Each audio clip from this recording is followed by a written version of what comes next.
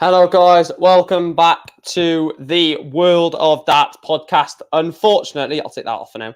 Unfortunately, we're not joined by Chris. He's unfortunately unable to join for this episode. The reason I'm doing this, earlier than normal is because of, family reasons, stuff like that. Would normally be at 6 o'clock every week. It will be back to 6 o'clock next week as well. But I had to get it out today, and I didn't want to change the day, so I thought I need to get need to get the podcast out today, so I thought I'd just do it now at 3:30. Big up to everyone in the stream as well. Please do make sure to smash a like on the video. Please make sure to subscribe as well. We've only got two topics to talk about this week, which is the World Masters review, and then we'll be talking about the Premier League lineup, and then we'll take some of your questions. First of all, Ian in the chat says, hi, when does the Senior Darts World Championship start? It starts on Thursday, mate. This Thursday, the 3rd of February. Anyway, let's just get straight into it then. Let's have a look at the review of the 2022 Ladbrokes Darts Masters. Of course, as we know, they did delay the announcement of the Premier League lineup for this tournament, as we already know. And it is just basically going to review the tournament. I'm not going to go in too much detail due to it being not a massive tournament. Obviously, Joe Cullen was the winner of the tournament. He did defeat Dave Chisnell by 11 legs to 9 in the final. In terms of some early exits, Peter Wright lost early, lost to Simon Whitlock in that one. James Wade also got eliminated by Dave Chisnell, the eventual finalist, Joe Cullen absolutely annihilated. I think annihilating is definitely an understatement, but he absolutely destroyed Gary Anderson. 106 average Joe Cullen in that second round game. Quarterfinals, Gerwin Price again losing to Johnny Clayton. I mean, he keeps losing to Johnny Clayton. I don't know what's up with that battle. Every time they seem to, or the majority of times they seem to play each other, Johnny Clayton seems to get the upper hand on Gerwin Price. Johnny Clayton did, of course, go on to lose the semi-final to Dave Chisnell. Jose de Souza also made a semi-final. So if you look at the semi-finalists, none of them, apart from Clayton, are really these big 4 or 5 players in World Darts from like the previous year or anything like that, to be fair. So all 4 of those semi-finals, apart from Clayton, like I said, so 3 of the semi-finals, definitely I didn't expect. I mean, I did expect Cullen to get to the quarters. I didn't expect him to beat Van Gerwen, and, another good performance there from Cullen, and ultimately went on to win the final. But one thing I do want to talk about is Joe Cullen. I mean, what a tournament for Joe Cullen. He's gone through a lot family-wise. Obviously, the passing of his mother last year in October. So, a massive, massive ride of emotions for Joe Cullen in that final. We saw him run straight to his dad at the end of it. And to be fair, you can understand that, the release of emotion. You've just won your first ever TV title. And, you're celebrating it with your dad. Obviously, he and his dad both know that his mum would be very proud and would have loved to have been in the arena on that night to see her son's first ever TV title. But look, they just, it was all written in the stars. I think things are done for, or things happen for a reason. And I think that just was written in the stars that Joe Cullen was going to win that tournament, to be truthfully honest with you. Even in the final, Chisnell was missing darts. Even Cullen was missing darts, but you could just sense that it was just going to go in, and that double 18 did go in from Joe Cullen. But in terms of some shock performances and some underachievers and overachievers, I think Dave Chisnell and Joe Cullen, let's be fair, overachieved in the tournament by both getting to the final. In terms of underachievers, Peter Wright, what those darts Peter Wright was throwing, I have absolutely no idea, by the way. They were literally like 2 centimetre darts. So absolutely weird. So I don't know what they were. Obviously, he did get knocked out. James Wade got knocked out by Chisnell, like I said, 10-4. Gary Anderson doesn't really care about this tournament, does he, Gary? He doesn't really care about anything unless it's called the World Darts Championship. So, unfortunately, those probably were the sort of under and overachievers in the World Masters. Let me know your opinions on the World Masters if you've got any opinions on it. I'll just take a through comment. Big up Maisie from Devils United. Ian says, thanks, Phil Taylor to win Paul Lim.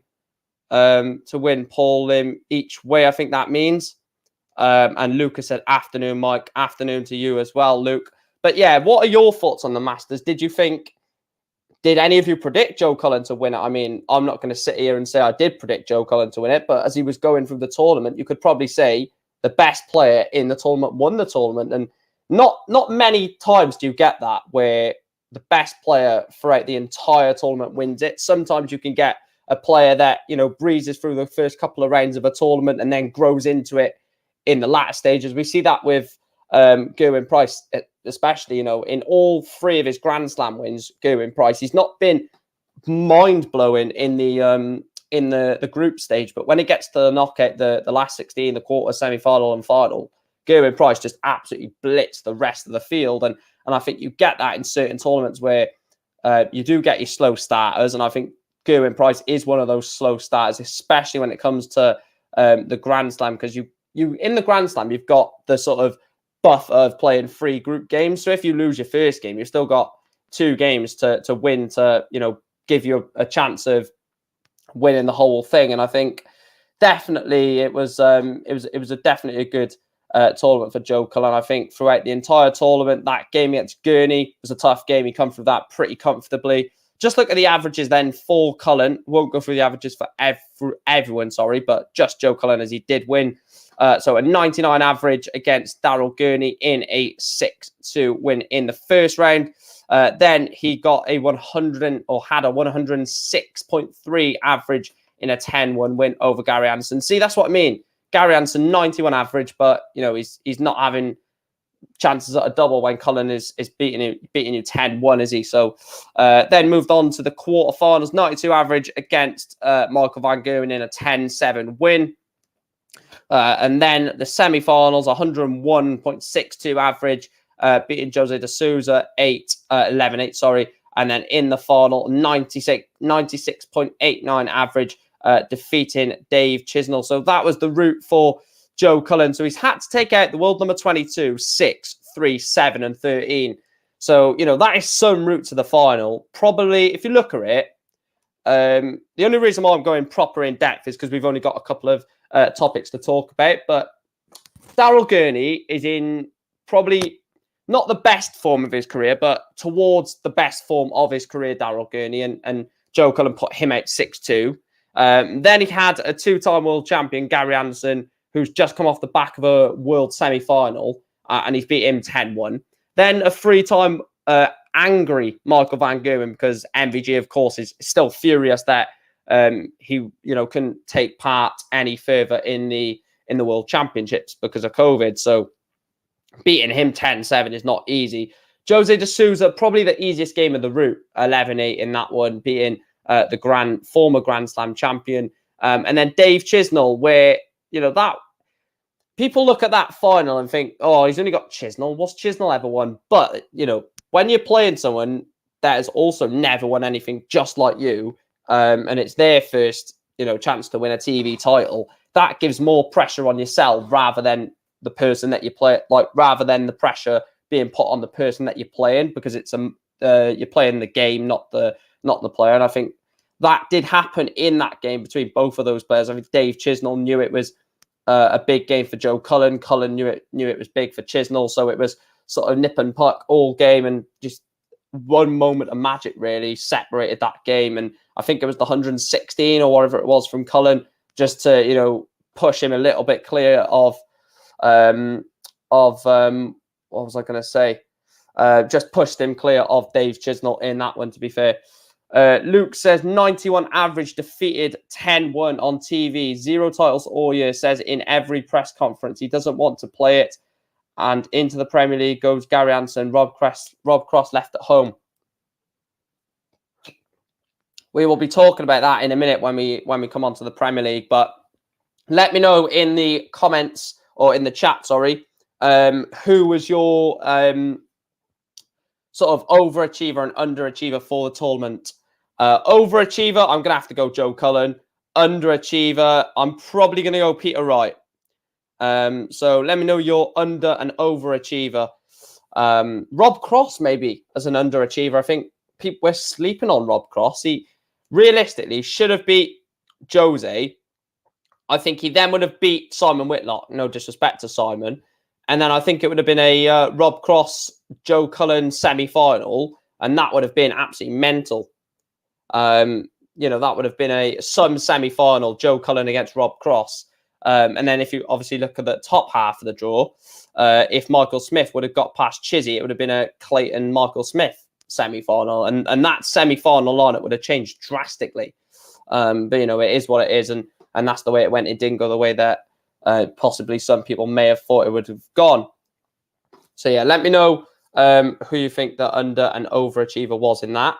Be interesting to see what some of you guys say.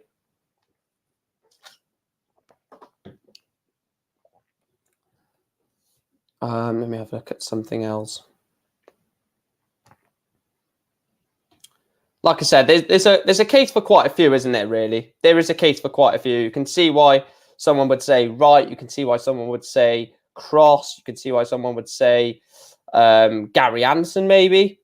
But the fact that Gary Anderson doesn't even, you know, want to play in these events is the more funny bit about it all, to be truthfully honest. I know you can say about Gary, he's a two-time world champion and he's and he turns it on in the world championship, but he doesn't even want to be in these events, which, I mean, is absolutely mental, right? It's absolutely crazy that the world number 6 doesn't even want to be in half of these events, and he's in there because of his name.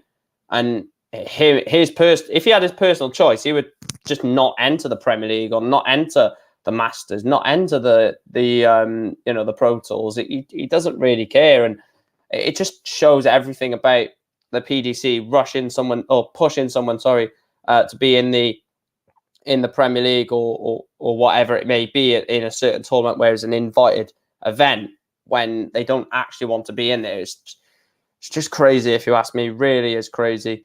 I'm gonna just jump on to the Premier League, I think, and just get onto that. Obviously, there was other news about the Winmore board, but we're not really gonna get into that. So let's get up the Premier League lineup. I'm sure you are all aware of who is in the Kazoo Premier League of Darts, but just in case, on the odd occasion that you are not, he does have a choice, Mike. He just loves to moan and loves to act like Darts owes him a favour. Sick of him now.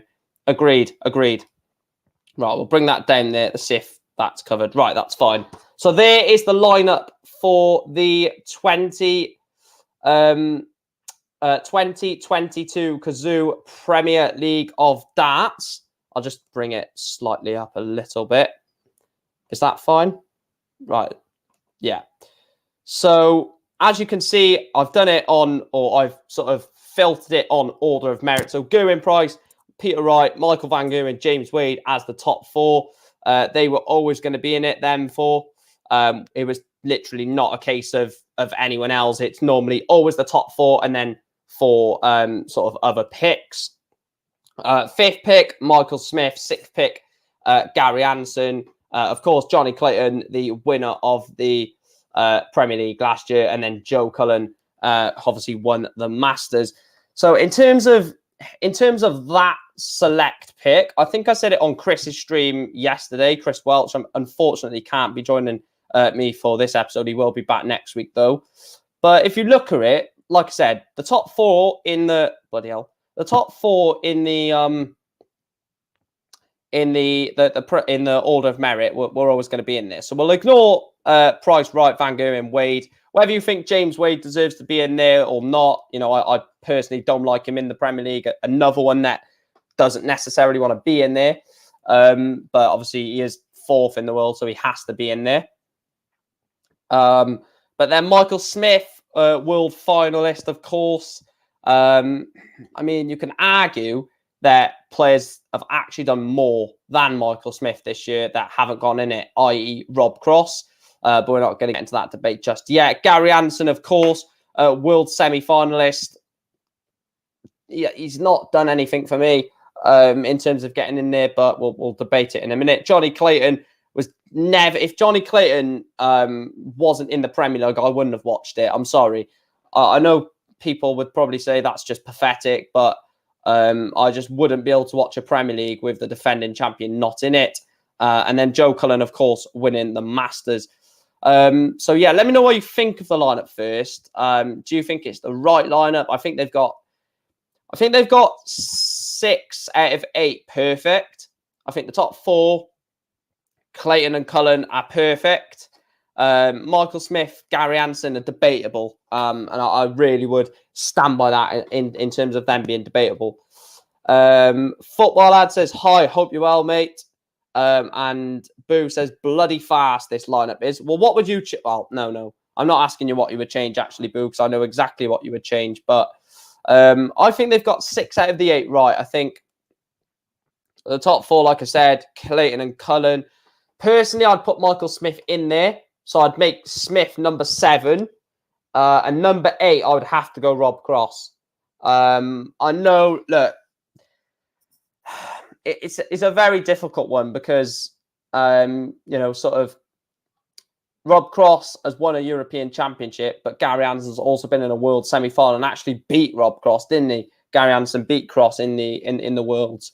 So you could technically say Gary deserves it more because he's actually beat the person that he's competing against in the biggest tournament of the year. However, the way you fight back that argument is, well, Rob Cross has actually won something this year. Rob Cross is probably getting closer to, look, he's miles away from the form that he showed to win the world title and the match play and the final of the UK Open. However, I think he is definitely, getting back to the form that he's shown when he did win that world title against Phil Taylor in 2018. But putting Gary in there is a joke, to be honest with you. He doesn't even want to be in there, Gary Anderson, and they just chuck him in the Premier League because he's a big name. And this is what the PDC do. I'm surprised they didn't put Fallon Sherrick in there. I really am. I think if she would have got a tour card, she would have been nailed on as one of the 8 players. And for me, I wouldn't have watched the Premier League then either. Just because I don't agree with people being put in there for name alone. Hence why I'm against Gary Anderson. I could be jumping on here and saying, I don't care who's in it as long as it's not Fallon Sherrick. But I'd rather, be sort of equal in my comparisons and not a hypocrite and say that Gary doesn't deserve to be in there.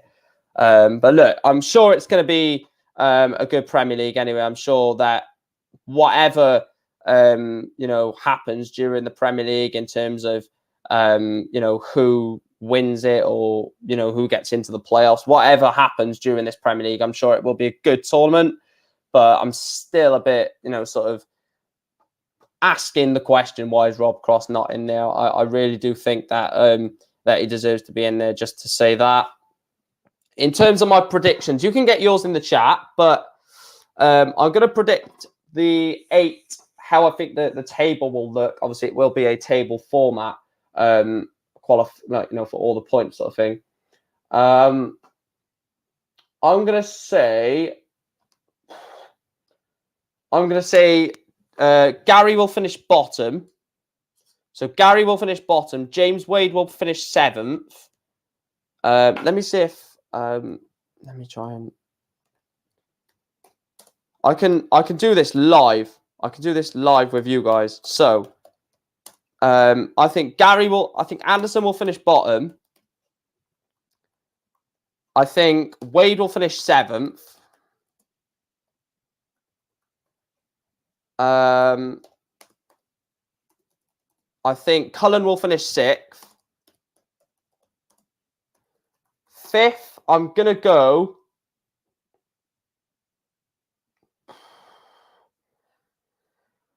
5th, I'm going to go Mike Smith.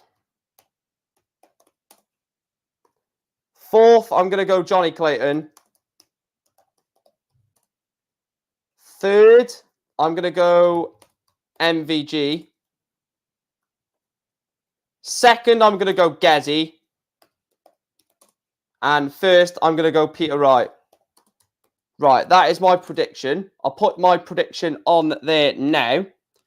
So as you can see, my prediction for the Premier League table is Peter Wright will win it. Not win it, but in the playoffs. I think Gerwin Price will finish second. I think MVG will finish third. I think Clayton will finish fourth. I think Smith will finish fifth. I think Cullen will finish sixth. Wade, 7. Anderson, 8. In terms of my semi-finals, let me know if you agree with that 8 lineup actually first, and then whilst I sort out my predictions for the semi-finals. But I mean, look, it's going to be an interesting tournament to say the least, because I think there will be a lot of opportunity for shocks due to the format. I think the format allows there to be some sort of shocks, I think. And I think you've got to look at the top 3. You've got to look at the big 4, haven't you, in terms of potential to win it. Hi, Niall. Hope you're well, mate. Hope you're well. Let's just see what Luke is putting as his prediction. He's going for his prediction, so I'll read it out in a minute. No, Niall, not really, mate. So Luke's prediction is 8th Cullen, 7th Wade, 6th Anderson, 5th Price, wow, 4th Smith, 3rd Smith, 4th MVG, sorry, 3rd Smith, 2nd Clayton, and 1st Peter Wright. Get your semi-final predictions in as well, Luke. We're going to go on to that in a minute. Obviously, the semi-finals best of or first to 10, and then the final first to 11. So get your predictions in for the playoffs. I'm going to quickly do mine, and then I'll get on to that actually. So let me just quickly do that. No, we'll do that. Just so I don't have to write them up later. So yeah, those are my semi-final predictions. Finley says top 4 in order. So he thinks Peter Wright will finish first, Michael Smith second, Gerwin Price third, MVG fourth. I don't think Smith gets in. I really do like Michael Smith, but I don't think he gets in my opinion. I think it's definitely Gerwin Price. Well, it's the 4 that I said. It's the 4 that I said: Price, Wright, MVG, Clayton. I've looked back at it, and I don't think Michael Smith gets in. I've revamped my predictions. I did originally go Wright, Price, Smith, and Clayton, but I've swapped Smith and Michael Van Gerwen around in order: Wright, Smith, MVG, Clayton, Price, Cullen, Wade, Anderson. Yeah, a lot of people are saying Cullen's going to finish bottom. I really don't think he's going to finish rock bottom of this Premier League. I think I said it yesterday on Chris's stream. Go and check Chris out. But I did originally say that I think Cullen might have like a few first weeks where he blitz through the Premier League, and the first couple of weeks he gets to second or third in the league based off the ranking and stuff like that, and then just drops off and eventually just finishes 6th, which is, I guess, mid-table. Well, just below mid-table, isn't it? So I do think Cullen definitely has a chance of getting into that top 4, but I didn't think Aspinall would get into the top 4 last year, to be fair, and D'Souza, and Dimitri nearly did, and so did Clayton. So the top 4 last year was very different to what I predicted Premier League, for sure. Luke says Wright versus MVG, and he says Clayton versus Smith, and he's gone MVG, Clayton final, Clayton to win it. I don't know. I've gone for my 2 semi-finals as Peter Wright to beat Michael Van Gerwen 10-7. And I've also gone Clayton to beat Gerwin Price 10-9. I just think Clayton always gets the better of always gets the better of Gerwyn Price at the moment, doesn't he? So I just think that's going to continue again. And Gerwyn Price, he's not amazing at these sort of tournaments where you're playing 2 or 3 games a night. So I know obviously the playoffs are obviously a couple of legs more than what he will be playing on a weekly, sort of night of the Premier League. But still, it's 2 games in the night.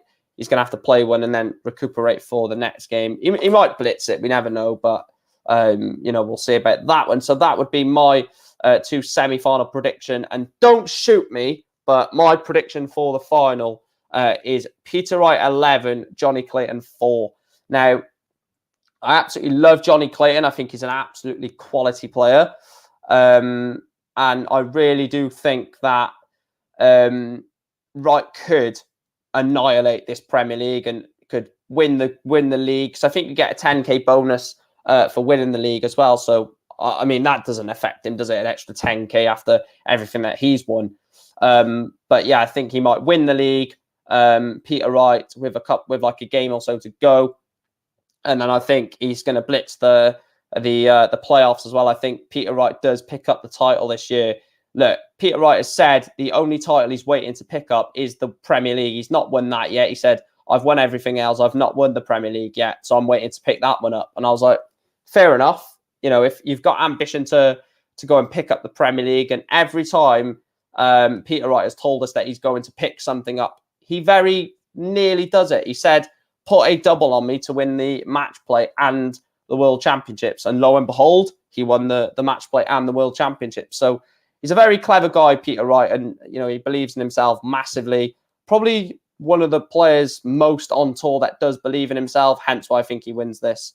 11-4. I know it's a bit of a shock, but Wade winning a second to tie Ando wouldn't be bad. I really don't want to see James Wade in the playoffs. I didn't even want to see him in the Premier League in general. Unfortunately, I know that's harsh, but it's just so boring to watch James Wade. I'd like to see Price or Wright win their first. And then Boo also says, I don't want to see MVG tie Taylor just yet. Yeah, because how many did Taylor win? Taylor won. Yeah, Taylor won. No, Taylor won. I'm sure Taylor won more than 6. No. He must have won 6, and I thought he won 7, Phil Taylor. I probably am wrong on that, but yeah. So that is my prediction for the Premier League. I'll quickly run through it again. So my prediction for the 8 in the order that I think they'll finish is 8th Gary Anderson, 7 James Wade, 6 Joe Cullen, 5 Mike Smith, 4 Johnny Clayton, 3 Michael Van Gerwen, 2 Gerwyn Price, and 1 Peter Wright, which then gives the 2 semi-finals. Peter Wright to beat Michael Van Gerwen 10-7, Johnny Clayton to beat Gerwyn Price in a last leg decided 10-9, which sets up a Peter Wright versus Johnny Clayton final, which I think Peter Wright will win 11-4. So that is my Premier League roundup sort of review of the sort of 8 players and my predictions. Now we're going to get into question time. Like I said, this podcast is going to be a lot shorter than the usual ones due to, unfortunately, Chris not being able to join us. But we're going to plow along without Chris today. So get your questions in. Anything to do with like maybe the year coming ahead, anything to do with the Premier League, any questions you may have on the Masters, the World Seniors that's coming up, the couple of Pro Tours that are coming up round the corner, which literally start on Saturday. So get any questions in. We're probably going to take 5-10 minutes of question time. So please make sure to get your questions in and we'll answer them all.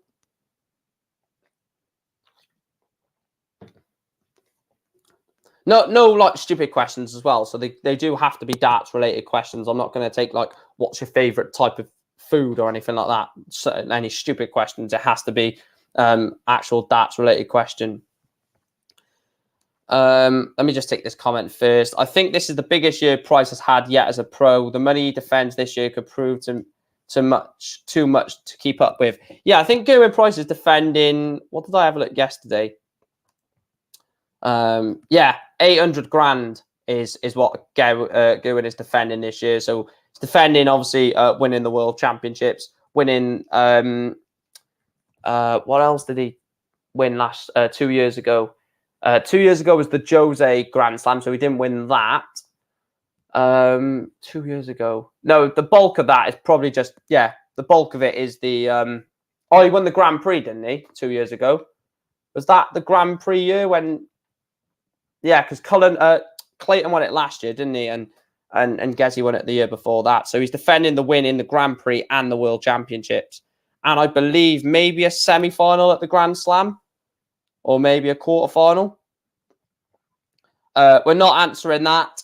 We're not answering that, Alex.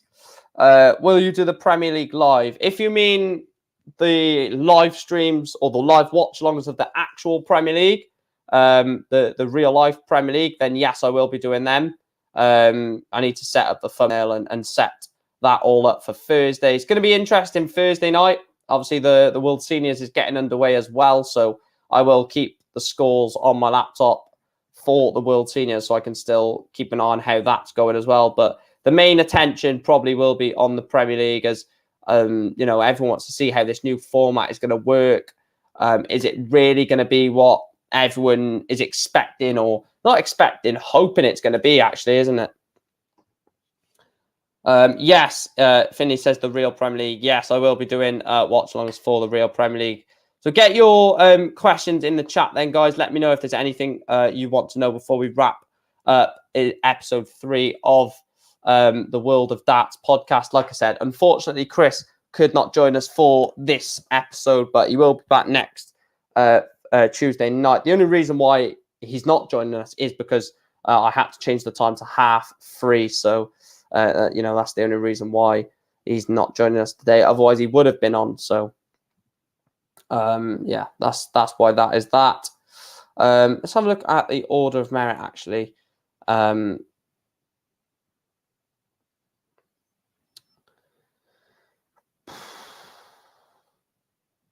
Just got the order of merit just in case, anyone does ask anything regarding that. But does Chris have COVID? No, Chris doesn't have COVID. No.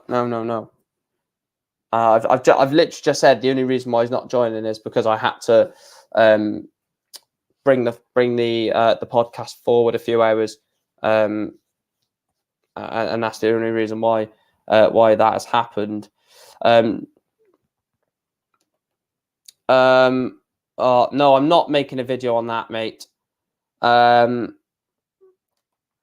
Chris is home watching. I really don't think Chris is going to be home watching videos of Fallon Sherrick. You might have to message him on Twitter and ask him if he is. But no, he would never be watching that, unfortunately. But yeah, get any questions you have in regarding, obviously, any of the topics that we've discussed, the World Masters, the Premier League, or whether you want to ask a question about anything else, maybe about the World Seniors. Like I said, about the Pro Tours coming up. Who do you think is going to win the Pro Tours? The first 2 Pro Tours of the year. Like I said, first 2 Pro Tours of the year, Saturday and Sunday, back to the old format. None of this Super Series rubbish that we had this year and last year and the year before, sorry. The Winter Series, Summer Series, the Autumn Series and the Super Series. None of that. Back to the old style Players' Championships on the Saturday and Sunday. In Barnsley, so really looking forward to that, to be fair. Really looking forward to the old Pro Tour style. Maybe someone like Ian White could sort of improve and could benefit from going back to the old style Pro Tours. Something I didn't mention, actually, was the upcoming Pro Tours.